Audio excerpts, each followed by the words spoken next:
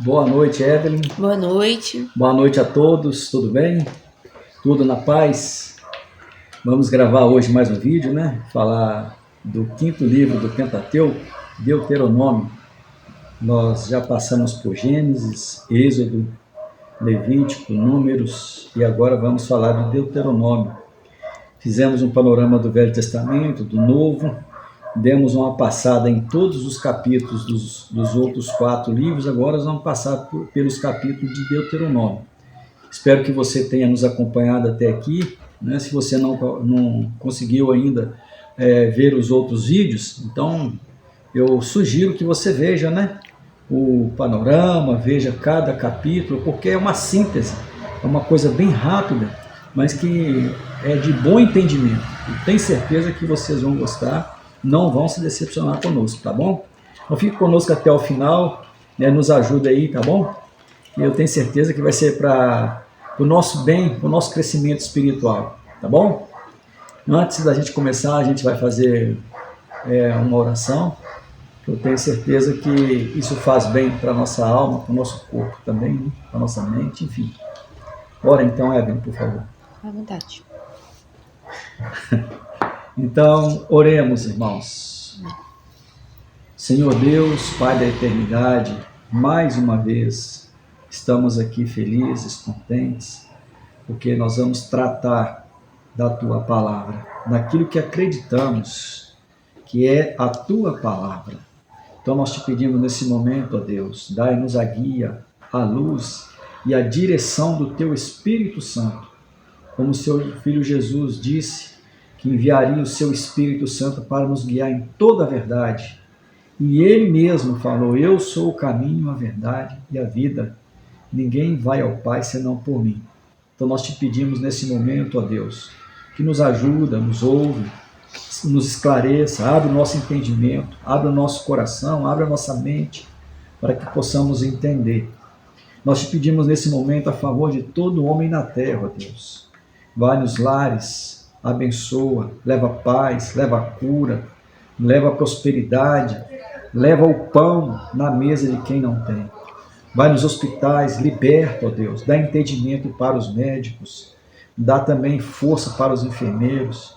Dá, ó Pai, nesse momento nós te pedimos em nome de Jesus a cura, a libertação, o alívio para aqueles que estão nos leitos de dores dos hospitais, lutando contra a morte, querendo viver, e nós te pedimos, leva então a bênção da cura nos hospitais, leva também a libertação nos presídios, aqueles que estão encarcerados, não só fisicamente, mas na alma.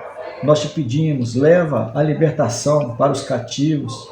Nós te pedimos, ó Deus, repreende todo mal, todo espírito maligno, toda mente maligna, nós te pedimos, repreende em nome de Jesus. Nós te pedimos, ó Deus, quantos lares nesse momento que estão enlutados, pessoas sofrendo, chorando pelos seus entes queridos. Leva a paz que transcende todo entendimento. Nós sabemos que a dor da separação da carne é muito difícil. Nós te pedimos que aonde chega a sua paz traz vida, traz consolo, traz conforto, traz alegria. Mesmo no luto, nós temos certeza que o Senhor leva alegria também. Nós te pedimos, ó Deus, em nome de Jesus, porque Ele disse, tudo que pediu ao Pai, pediu em meu nome, Ele vos concederá. Que nessa noite, abre o nosso entendimento, como já pedimos, que vamos falar da Tua Palavra, nos ilumina e fixa a Tua Palavra na tábua de carne do nosso coração. É o que pedimos em nome de Jesus. Amém. Amém. Então, minha filha, e para aqueles que estão nos ouvindo, né? Que aqueles que vão nos ouvir, aqueles que vão nos assistir, nós vamos então agora entrar no quinto livro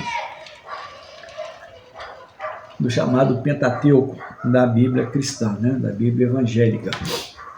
Nós não estamos falando aqui só da Bíblia evangélica, aqui também a Torá, né, que é a Bíblia dos muçulmanos, a Bíblia católica também, mas como a gente está tratando da Bíblia evangélica, então nós vamos nos ater nisso aí, tá bom, minha filha? Sim. Falar da Bíblia evangélica. Então nós vamos do Pentateuco, que é o quinto livro da Bíblia evangélica, que é escrita por Moisés, né? Gênesis, Êxodo, Levítico, Números e Deuteronômio, escrito por Moisés. Como nós sempre lembramos disso aqui, então vamos novamente, né? Tá bom assim a linha? Sim. Tá bom, né? Tá. Então tá. Então a gente vai fazer aqui, ó, aqui o início, né? Aonde teve a criação, né? Ano 0. Aqui o ano Domini, né? Que é o ano em que Jesus nasceu, viveu. Quando que ele nasceu, começou no 0. Viveu aqui quase 33 ou 33 anos, né? Ele viveu, cumpriu o seu ministério em 3 anos. E aqui no nosso ano atual, né? O ano vigente, que é 2024, correto? Correto. Mais precisamente no mês de outubro, correto? Então tá bom. Então, aí o que acontece? Nós estudamos aqui, ou nós demos uma passada aqui, em Gênesis, Êxodo, Levítico, Números e agora Deuteronômio. Então, esses 5 livros aqui, eles estão situados mais ou menos, entre o ano 2000 e o ano 1000 a.C. Tá certo? Não tem como bater o martelo aqui, mas biblicamente a gente entende isso, entre o ano 2000 e o ano 1000. Nós podemos dizer assim, não, mas eles estão assim antes do ano 1000? Sim, porque estão desde o início. Estou falando no livro hoje de Deuteronômio. Entende? Porque aqui, ó, dá mais ou menos 1000 para trás. Mais ou menos 1100, por aí, o Gênesis, né? Mas aí depois tem o Êxodo, né? Que aí foram 40 anos o Êxodo aqui, depois da saída do Egito até a saída, o povo no Egito até, e saiu do Egito na peregrinação foram 40 anos. Mas o povo viveu, acho que uma média de 400 anos no Egito, né? O que está para trás ainda. Aí depois tem um livro aqui de Levítico, né? Que quando o povo estava peregrinando, que Deus deu ali as leis para os levitas, né, e para os sacerdotes. Depois Números, quando teve o primeiro censo, né, a primeira contagem de quantas pessoas que tinham. Aí nós chegamos aqui em Deuteronômio. Então eu acredito que está mais ou menos entre o ano 2000. Aqui está entre o ano 2000 e o ano 1000 a.C. Por aí. O ano, por exemplo, 1500 a 2500 a.C., por aí. Tá certo? Então não vamos entrar muito em detalhe aqui não, é só para a gente se situar mais ou menos nisso aí. Beleza? Então tá, então aqui está o Deuteronômio. Deuteronômio, aí a gente, só para a gente poder entender o que é o Deuteronômio também, que vamos dizer assim, de forma geral, ou de forma consensual, né, geral. De forma consensual, Deuteronômio vamos dizer assim, que seria a segunda lei, né? Deutero, no grego significa segunda, e nomos é livro, alguma coisa nesse sentido. Só que a gente sabe que o Antigo Testamento ele não foi escrito no grego, ele foi escrito no hebraico e aramaico, né? O grego é Novo Testamento. Mas, se a gente for entrar na etimologia de palavras, essas coisas que eu não quero entrar também, mas é isso, Deuteronômio é a segunda lei. Mas segunda lei que a gente tem que entender é que não teve 2 leis. E o que teve foi a repetição da lei. Não foi feito primeiro uma lei e depois Deus mudou a lei, não é isso. Se foi feita a repetição. Todo mundo sabe que lá no Monte Sinai, quando Moisés desceu, que ele viu a adoração do bezerro de ouro e tal, ele pegou e quebrou as tábuas da lei. Então, depois Deus repetiu as leis, as mesmas leis, as leis não mudaram. Então, essa segunda lei, não é que ela mudou, é a repetição da lei, correto? Acho que deu para entender bem isso aí, né? Sim. Então, foi a repetição da lei. E nesse livro de Deuteronômio aqui, o que acontece? Se a gente for fazer subdivisão dos livros, do primeiro capítulo até o 6º, depois não. Eu não quero entrar nesse detalhe. O que eu quero dizer é que Deuteronômio, Moisés, ele lembrou o povo de tudo o que aconteceu desde quando eles estavam no Egito, quando eles saíram do Egito e até aquele momento, de tudo que estava acontecendo, porque como eu falei lá no livro de Números, o que acontece? Eles estavam aqui, ó, em Moabe, nas Campinas de Moabe. Aqui está. Então aqui está o Egito, né? Aí aqui é o Monte Sinai por aqui. Aí tem o Mar Vermelho, enfim. Não sei se é antes ou depois, né? Depois a gente localiza direitinho. Eu sei que está para trás lá. Aí depois eles peregrinaram aqui, ó, no deserto, né? Muito aqui no deserto de Midian. Acho que é Midian. Não, lá onde Moisés, quando saiu do Egito, ele foi, como é que chama? Lá no deserto de... Esqueci. Eu também esqueci o nome da terra onde morava, onde Moisés ficou quando ele saiu do Egito. Se depois você lembrar, eu falo. Tá bom? Tá. Aí foi quando eles saíram daqui, que eles vieram aqui para as Campinas de Moabe. Então aqui, ó, o Rio Jordão, e do outro lado aqui, ó, aí sim, aí estava Canaã, Palestina aqui. Sim. É o lugar para onde eles iam. Então daqui onde eles estavam, e dava para poder subir no monte aqui, eles avistavam a terra de Canaã do outro lado aqui já. Moisés, inclusive, ele fez o discurso aqui e ele estava vendo a terra prometida. Ele só não entrou lá, mas ele estava vendo a terra prometida. Beleza? Arã. Beleza. Ah, tá. Deserto aqui, de Arã aqui. Acho que é Arã que chama mesmo. Então, beleza. Então, deu para situar direitinho aqui também, né? Beleza. Então, o livro de Deuteronômio é isso aí.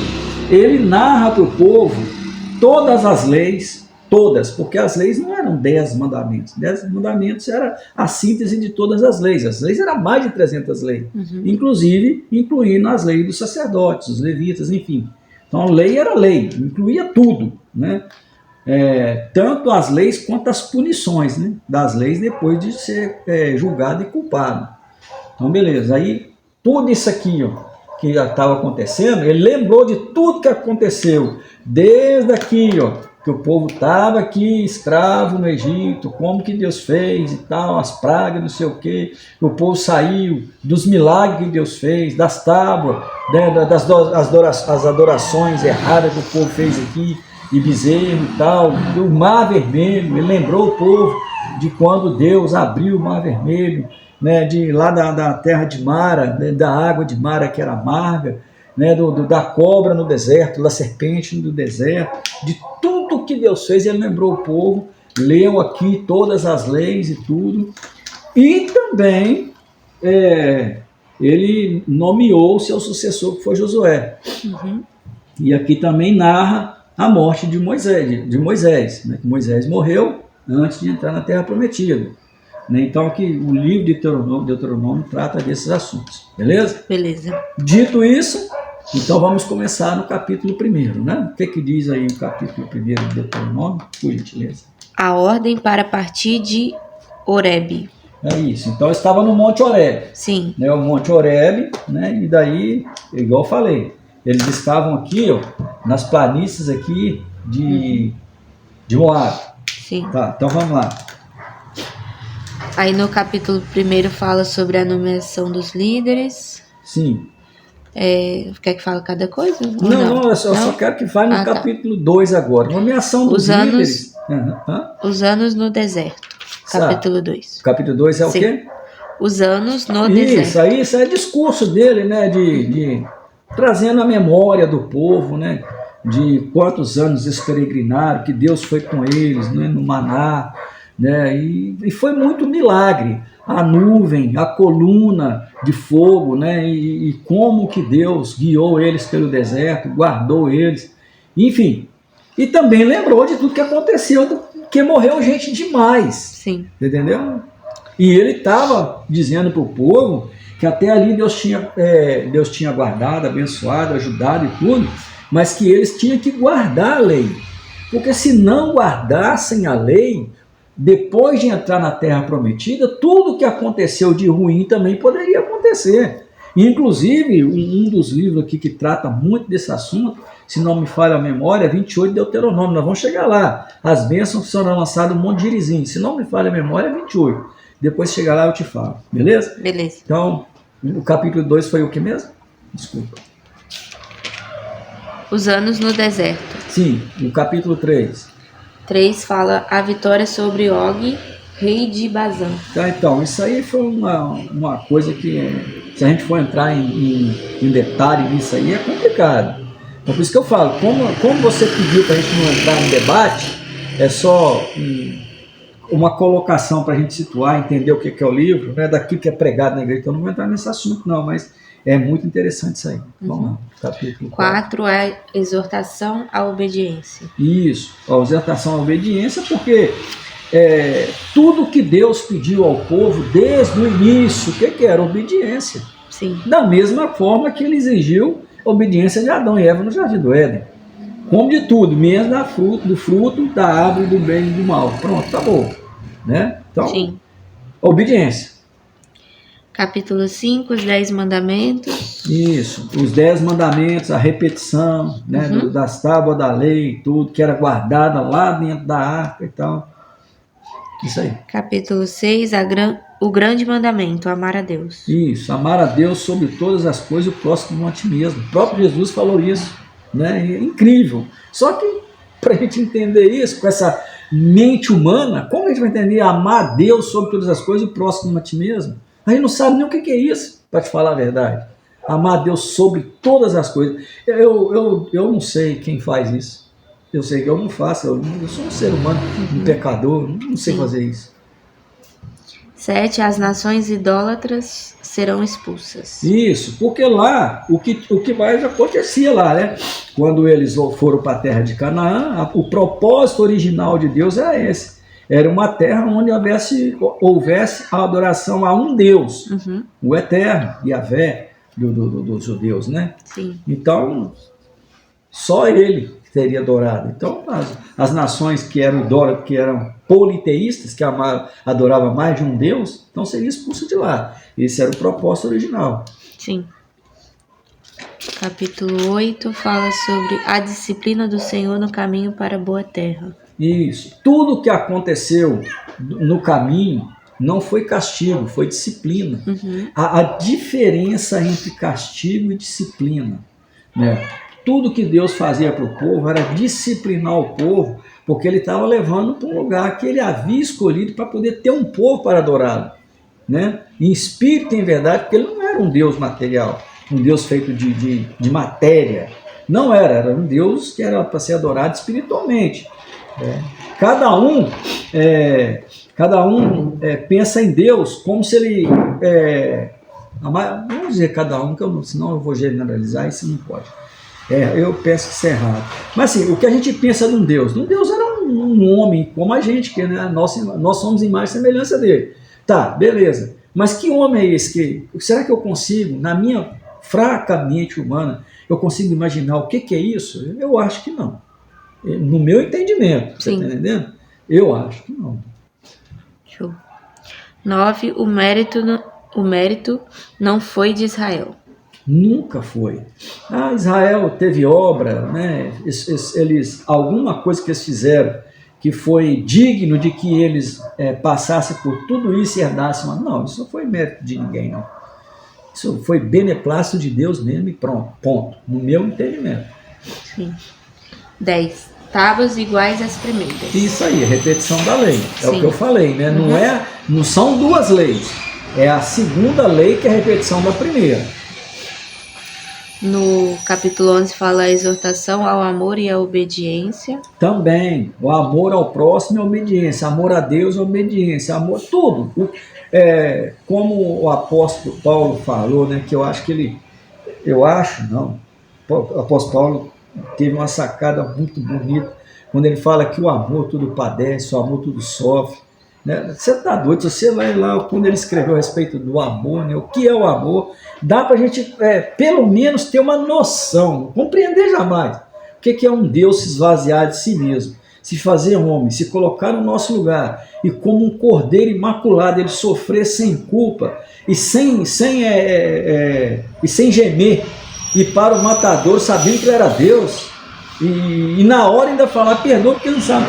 Eu não consigo entender isso. Então vamos para frente, porque é demais para minha cabeça. O único local da adoração.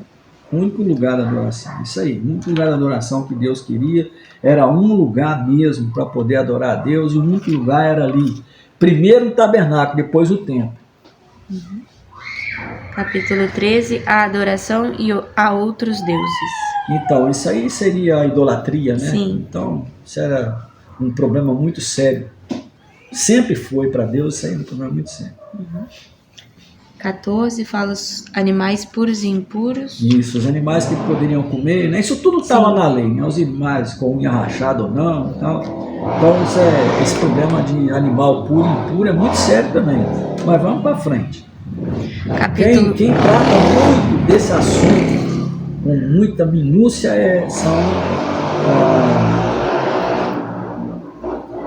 eu não tenho certeza se é Testemunho de Jeová, se é Adventista do Sétimo Dia. Mas eu acho que eles tratam com isso com muita minúcia essa questão, né? Principalmente a questão da carne do porco. Sim. Então vamos lá.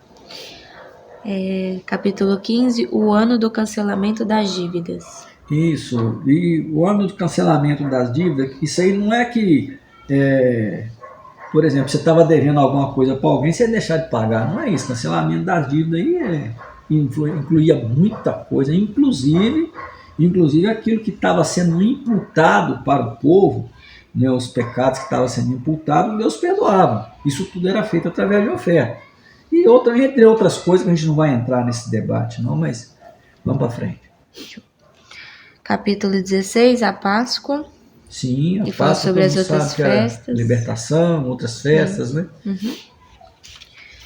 Aí o 17 fala sobre sacrifícios. Sim. 18, a herança dos sacerdotes e dos levitas. Tá, só um minutinho. Se a gente for analisar essa questão do sacrifício, né? Não adianta falar de sacrifício da lei, porque o único sacrifício perpétuo foi o sacrifício de Jesus. Uhum. Então isso aí é uma coisa que a gente tem que dar muita ênfase no Novo Testamento. Sim. Mas não adianta ficar minuciando isso, porque como que tinha que ser o cordeiro, a pomba, como tinha que ser a fruta e tal. Não adianta a gente ficar entrando nessas minúcias, porque isso é coisa do Antigo Testamento. Sim. Correto? Agora, uma coisa que o evangélico, nós cristãos temos que ter a certeza absoluta é do sacrifício eterno, perpétuo e fiel, que foi o sacrifício de Jesus, né? Sim. O cordeiro imaculado, quer dizer, sem mácula, sem mancha, sem pecado. Aí o 18 fala a herança dos sacerdotes e dos levitas. Isso, como eu te disse, já havia dito, então vamos só recapitular aqui bem rapidinho a questão dos levitas sacerdotes, né? Tinha as tribos, né? Então, se eram 1, 2, 3, 4, 5, 6, 7, 8, 9, 10, 11, 12. Então, uma dessas tribos aqui, que era a tribo de Levi, né? Então, eles não tinham posse de terra, né? Porque eles estavam distribuídos aqui, ó, entre as outras tribos, que eles foram destacados, né, justamente para isso, para poder para eles cuidarem dos serviços dentro dos templos, né? Então, a tribo de Levi aqui, ó, foi distribuída entre todas elas. Então, o que ia fazer? Porque eles não tinham posse, não foi dar terra para eles. Só que, como eu já havia falado, todos eles, né, trabalhavam para poder levar o sustento para aqui, ó. Todos eles. Uhum. Né? Então, tinha posse também. Aí você fala, mas os levitas, então, o negócio deles era... Não era só isso, não. Teve guerreiro. E grandes guerreiros. Inclusive, teria um guerreiro aqui, que não precisa nem entrar nesse assunto, mas para frente a gente vai ver isso. Um grande guerreiro aqui, que ele era da tribo de Levi. Sim. E foi destacou mesmo, que o cara era muito bom nisso. Estratégia de guerra. O cara era muito estrategista. Mas a função deles era cuidar do serviço dos templos. Tá bom? Eles não, os levitas, eles cuidavam dos utensílios. Quem fazia os sacrifícios eram os sacerdotes. E os sacerdotes também da tribo de Levi. 19, as cidades de refúgio. Cidade de refúgio, né? Eu já até comentei com você, né, a respeito das cidades, né, como tinha Jerusalém, que era a cidade da adoração. Existiam as cidades que cada cidade tinha um significado, até pelo próprio nome. Igual Lodebar, por exemplo, era uma cidade do refúgio, que era a cidade a cidade do silêncio, que era chamada, né? Uma dos significados. Até que tem uma passagem muito interessante o filho de, se não me falha a memória, de Saul. Não, filho de Saul. Então ele era neto de Saul, né? Que quando teve a guerra contra os filisteus, que matou, né? Que Saul morreu e tal. Então a empregada, uma das criadas, das amas, ou das criadas, ou das escravas da casa dele, né? Se não me falha a memória, Josafá, acho que é Josafá mesmo. Ela pegou a criança, saiu correndo com a criança, ela caiu, a criança quebrou a perna e ela ficou com um problema para andar, com dificuldade. Naquela época isso tinha uma discriminação muito grande com esse tipo de coisa, não tem, porque ele era da linha da realeza, né, que era neto de Saul e tal. Aí ela levou ele para a cidade de Lodebar, que era a cidade do silêncio, cidade do descanso, do refúgio, alguma coisa assim. Tinha outras cidades também que era para levar pessoas que eram criminosas, levava para lá, entendeu? Chamava, a pessoa tinha que ficar lá porque senão ela podia ser apedrejada, alguma coisa nesse sentido. E depois Davi mandou buscar ele, né? Mefibosete, ou tem pessoas que chamam ele de Mefibosete, mas eu acho que é Mefibosete. Aí mandou chamar ele, mandou que ele sentasse na mesa real e comesse junto com o rei. Ele falou: você é da linhagem real, você vai sentar à mesa conosco e comer conosco. Numa outra circunstância, jamais poderia ser feito isso por causa do defeito que ele tinha. O defeito que ele tinha na perna. Né, que era uma cara. Hoje as pessoas chamam de aleijado, né? E isso não pode. Sim. Porque isso não é. A pessoa não é aleijada, ela tem uma característica diferente. E não é uma pessoa. A pessoa é aleijada. Isso aí, para mim, isso soa mais como uma agora escapou a palavra. Não vou dizer que é zombaria, né, que é chacota. Soa mais como uma chacota, não tem? Mas isso ficou para trás. Agora isso é outra coisa. Beleza? Beleza. Então vamos lá. Capítulo 20, as leis sobre a guerra. Então, porque a guerra também, ela tem lei. Não era só lá não, até hoje. Nós estamos falando de escritura. Então, se nós for olhar pelo Martinho Lutero, o luteranismo, fala só a escritura. Tá, beleza. Nós estamos falando da escritura mesmo. Mas hoje em dia mesmo você vê muitos filmes que falam de crime de guerra, documentários que falam de crime de guerra. Isso existia no passado. Inclusive, Saul cometeu um crime de guerra. Qual foi o crime de guerra que ele cometeu? Quem dá a lei, quem dá a ordem é Deus. E Deus falou para ele: você vai conquistar uma cidade assim, você vai lá, mas mata todo mundo.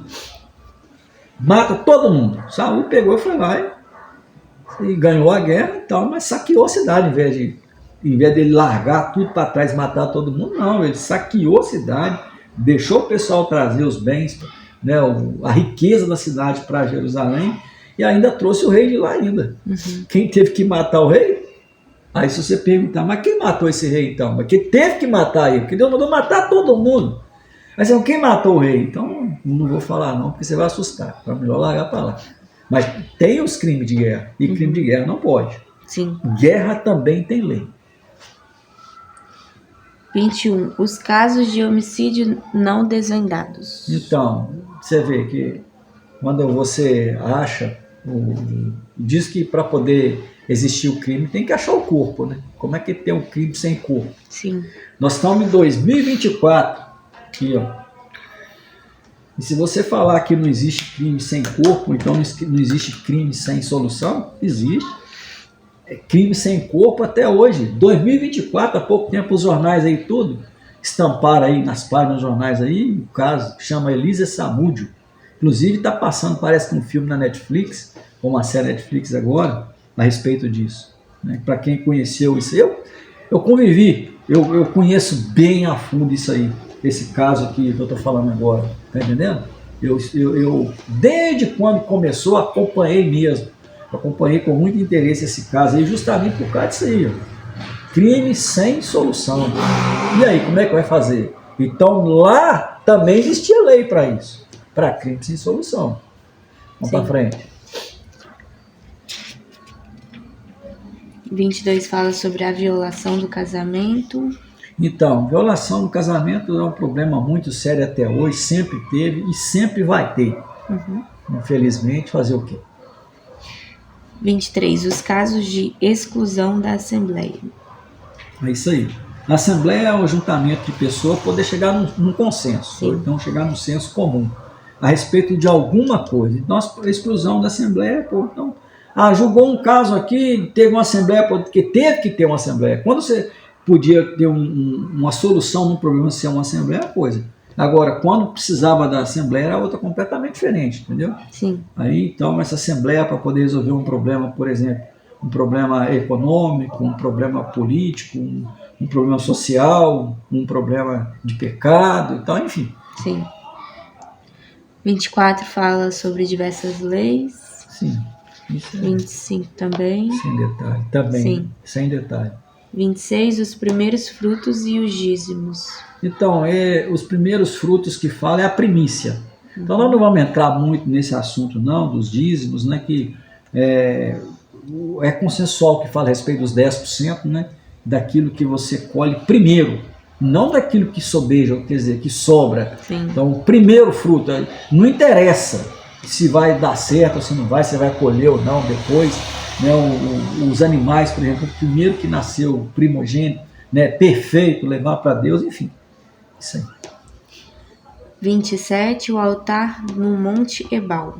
É isso, vamos para frente que teve que fazer 28. um altar. Então, As bênçãos da obediência. então, esse 28 aí que eu havia falado para você. Sim. As bênçãos que serão lançadas do Monte Gerizim.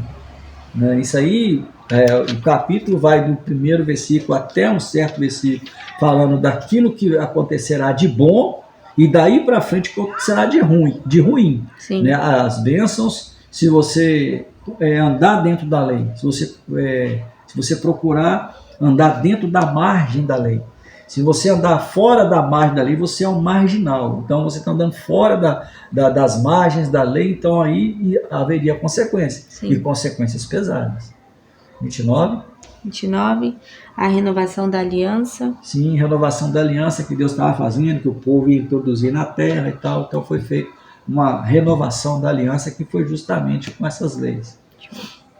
Capítulo 30, misericórdia para quem se arrepende. Sim, misericórdia, Deus sempre teve. Se ele não tivesse, mesmo ele tendo misericórdia de 6 milhões de pessoas que eram do Egito, só 2 que entraram na terra prometida. Você está entendendo? Sim. Então, é só misericórdia mesmo, não tem jeito não. Sim. Capítulo 31, Josué, o sucessor de Moisés. Então, como eu havia te dito, Deus mandou que ele nomeasse Josué como seu sucessor, né?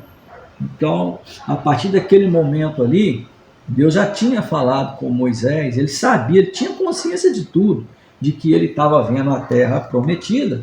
Eles estavam aqui nos campos, né? Quando ele viu aqui, subiu no monte aqui, ele pegou e viu a terra prometida. Então, Deus falou para ele, você vai ver a terra. Deus já tinha falado com ele, né? Você vai ver a terra, ele estava vendo aqui. Você vai ver a terra, mas você não vai entrar nela. Ele sabia, então Deus mandou que ele nomeasse o sucessor e mandou que fosse Josué. Então Josué foi o sucessor de Moisés. Pois é.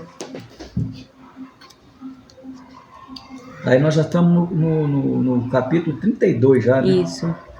32 fala sobre a canção de Moisés. Isso, o cântico de Moisés, né? Você vê que é uma coisa muito inspiradora.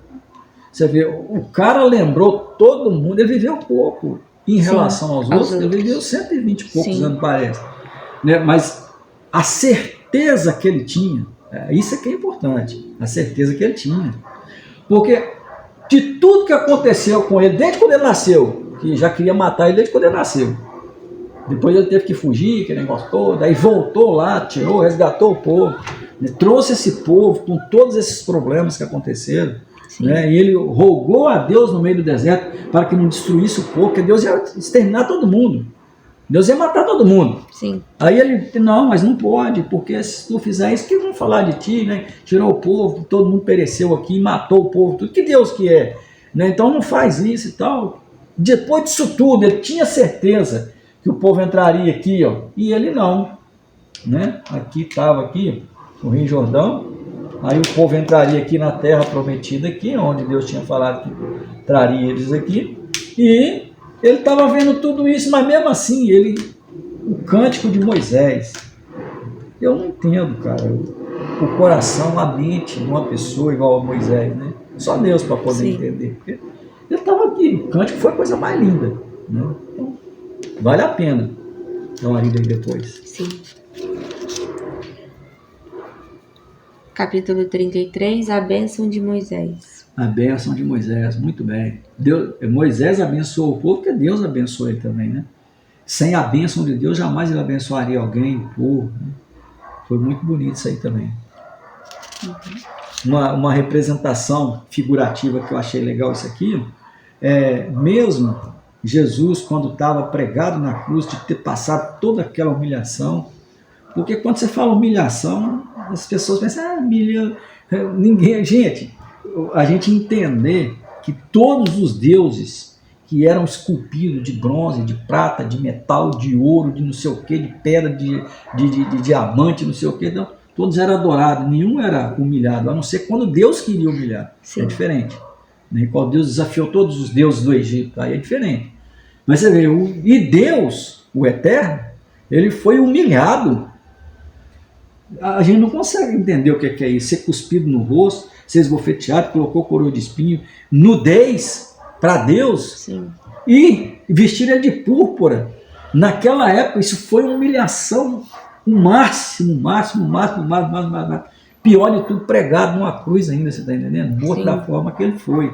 Né? E ele virar e falar assim, perdoa isso, porque não sabe o que faz. Mesma coisa Moisés, abençoou o povo, cantou, mesmo sabendo que ele entrava na terra prometida. Olha que você vê o sentido das coisas.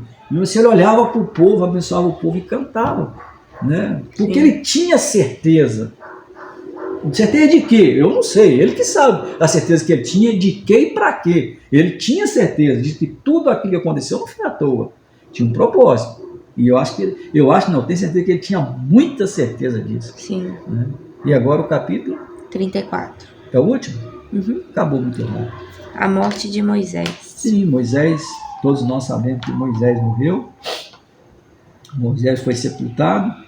E existe muita especulação a respeito disso. Mas o certo é que depois, lá na frente, nós vamos ver, né? Que Satanás iria e teve um anjo que teve que lutar por causa do corpo de Moisés. Se tivesse achado o corpo de Moisés, todo mundo ia adorar ele como se fosse um Deus. Porque Moisés realmente ele foi o cara no Antigo Testamento. Sim. Não só ele, mas Moisés foi o cara. Abraão e Moisés foram os caras no Antigo Testamento. Moisés mesmo foi. Então, pensou? Pegar o corpo de um cara desse, mandar embalsamar ele, igual Sim. os egípcios faziam. Eu estava adorando esse cara hoje, ninguém lembrava de Deus, não. Nem de Jesus, só Moisés. Sim. Mesmo Jesus tendo vindo, cumprido tudo que aconteceu, ainda tem gente que acredita que ele foi um profetinha qualquer e dá mais ênfase em Moisés. Você está entendendo? Sim. Tem religião que dá ênfase mais em Moisés. Então, se tivesse achado aí, ia dar problema mesmo. O que Deus fez? Escondeu o corpo dele, acabou. É muito bacana isso aí também, a gente né, dá uma... Então é isso, o livro de Deuteronômio. Claro, gente, como eu falei, volto a repetir, isso é muito superficial, só para a gente poder entender, se localizar um pouco, entender o porquê do livro. E na minha concepção, né, na humilde concepção, não tem nada por acaso, é tudo com um propósito, tá bom? Então, sem aprofundamento teológico, sem debate, né, é mais de forma convencional uma síntese aqui agora do quinto livro do Pentateuco, fechando então o Pentateuco. Agora sim, próximo livro de Josué, né, aí nós vamos introduzir na Terra Prometida, né, deixar para trás isso aqui, traspassar o Jordão e entrar na Terra Prometida já com um problemaço aí, né, que foi a cidade de Jericó. Tá bom? Vai pensando nisso aí que aconteceu lá em Jericó. Show. Então, bacana. Muito obrigado, pessoal. Nos ajuda aí. Dê um like, compartilhe, divulgue, né? Incentive as pessoas a estar nos ajudando aí também, tá bom? Se inscreva no canal. Coloca aí seus comentários, né? Para nos ajudar também, para a gente entender o que as pessoas estão pensando a respeito daquilo que nós estamos falando. Isso nos ajudará muito, viu? Que Deus os abençoe. Muito obrigado. Boa noite, Evelyn. Boa noite. Boa noite a todos. Faça o que Jesus falou na Galileia. Fique esperto e não bobeia. Até a próxima. Tchau. Tchau. Tchau.